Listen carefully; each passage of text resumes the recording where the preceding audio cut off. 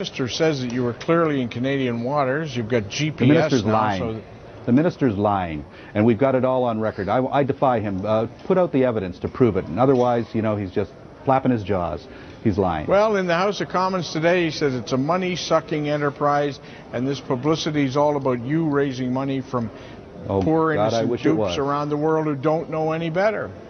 I wish it was that. We're the poorest organization out there. The minister should do some homework before he starts making accusations like that. The fact is we're a volunteer organization. You know, our total budget for all of our campaigns is $3 million a year, and that's covering sharks in the Galapagos, whales in Antarctica. You find me another organization that does as much as we do on the meager budget that we have. The minister doesn't have any idea what he's talking about when he makes accusations like that. But what about the suggestion that you've been using old pictures, the Bridget Bardot stuff with the little white coats? I mean, that hasn't been going on for years. Yeah, we're using the pictures that we got like last week. You know, I don't know, you know, you got to look at our website, Mike, before you start taking the word of the minister. You know, the seals that are on our website were taken last week. Well, I mean, you don't want to go see them make steak either. I mean, it's not a pretty situation, but is that what it's all about? I don't want them to see make steak either. Do you know that the biggest predator of fish, the biggest marine aquatic animal on this planet right now, aside from people, is the pig? Pigs eat more fish than all the world's seals put together, because half of all the fish taken out of the ocean is fed to livestock. You know, this is where it's all going. It's human greed that's destroying the ocean. Do you want to bring the fish back? Bring back more seals. There used to be 40 million seals on the east coast of Canada and no shortage of fish. It wasn't the seals that wiped them out. The fish were wiped out by human greed and the incompetence of the Canadian Department of Fisheries and Oceans. It sounds to me, Mr. Watson, we've talked about this over the years, and I always appreciate your coming on, but it sounds to me like the Canadian government's getting tougher than they have been for a long time, i.e. recruiting other countries to make up a blacklist so that you won't be able to get your ship in to refuel or to resupply. Well, you can talk that. Today he was describing himself as Wyatt Earp, but the fact is, blacklist, whatever, it doesn't matter. I mean, we've got we operate worldwide. We're in partnership with the government in Ecuador, you know, to stop poachers. We've got full support of people in Australia. We're doing just fine. I'm not worried about his blacklist, and he's not getting tougher. He's getting desperate, is what it's all about. Well, there are lots of people in the Maritimes, and they all vote, and I'm sure, as you know... But they don't vote for me. They don't vote for me, and I don't have to curry to their favor. Well, my clients are whales and seals and fish. That's who I represent. Paul Watson, what's the next step? Did the judge set a date? When do your people have to be back in court, or how does that work? I think there's a court hearing on May 1st, but this will drag on. It always does, and in the end, we'll win. We've always done that before. I'll turn around, I'll sue them, I'll get damages. It's happened 3 times before. It's just part of the process that we go through. They'll hold the ship will get damaged, I'll sue the government. It's just the way it goes. Paul Watson, we'll be following it with great interest. Thank you for joining us tonight from Sydney. Thank you. Coming up right after the break, bails out senior crewman of the Farley Mowat with a bag full of toonies from the real Farley Mowat. Observing the seal hunt is one thing. Obstructing a seal hunt is something else. Environmentalists and the Fisheries Ministry continue to butt heads over the seal hunt. Hello, I'm Dan Matheson. Thanks for being with us here at CTV Newsnet. Also ahead this hour, Brenda Martin, the captain and first mate of the ship, the Farley Mowat. His method of payment was a bag full of toonies. While in Ottawa, the federal fisheries minister lashed out at Watson, accusing him of profiting from protest. CTV's Dan McIntosh has the latest.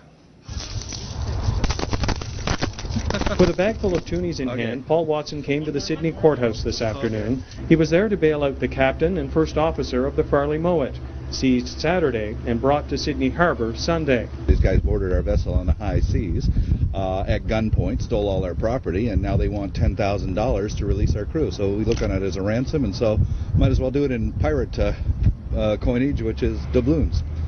Paul Watson hasn't saved one solitary seal, but he's put a lot of money into his own pocket. In Ottawa today, Fisheries Minister Loyola Hearn defended the DFO, saying the crew of the Farley Mowat was blatantly breaking the law by obstructing the seal hunt. Observing the seal hunt is one thing. Obstructing a seal hunt is something else. They have done it. They have a history of doing it. They did it once too often, and we took them into port, and we'll see what happens.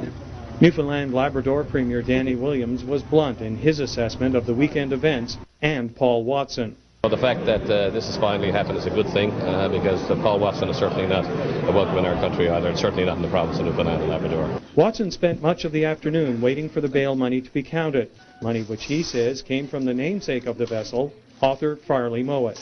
Well, he said he regards this whole thing as an act of totalitarianism on the part of the government, and he just found it outrageous. Once the money was delivered by Watson at the Cape Breton courthouse, a fax was received here at the Cape Breton Correctional Centre indicating that bail had been posted. The 2 crew members were released shortly thereafter. Watson and his supporters arrived at the Correctional Centre late this afternoon to pick up the arrested crew members. They're due back in court May 1st. Dan McIntosh, CTV News. When you're the 1,000 seals is a far greater tragedy. The kind of talk that had this politician saying things like this. These are a bunch of money-sucking manipulators. Calling the whole protest a fundraising scheme for the cause. Ottawa had enough.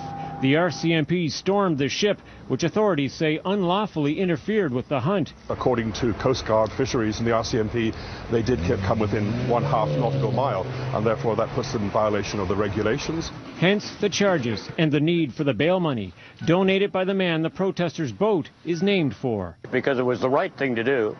Secondly, because I think that the action of the Canadian government in this area was absolutely atrocious. Today in the House of Commons, the Fisheries Minister wasn't concerned about what he called Watson's PR exercise. In the meantime, I'll stand up for our sealers and our laws. Back in Atlantic Canada, sealers and their supporters are happy. Thank God you guys are around. Job well done. Sealers get what they wanted. The hunt can continue uninterrupted by what some say is hijinks on the high seas. Watson did get his crew back, and he got his moment. Well, actually, we've achieved everything we want to achieve. We've gotten the documentation that we need to present to the European Parliament. We're quite confident that the European Parliament's going to ban seal products, and that pretty much means the end of the seal hunt in Canada. With both sides declaring victory, it's still not clear what happens to this boat. The Farley Mowat remains under seizure with no clear indication of when it might be released. Tom Murphy, CBC News, Sydney. A new development today in the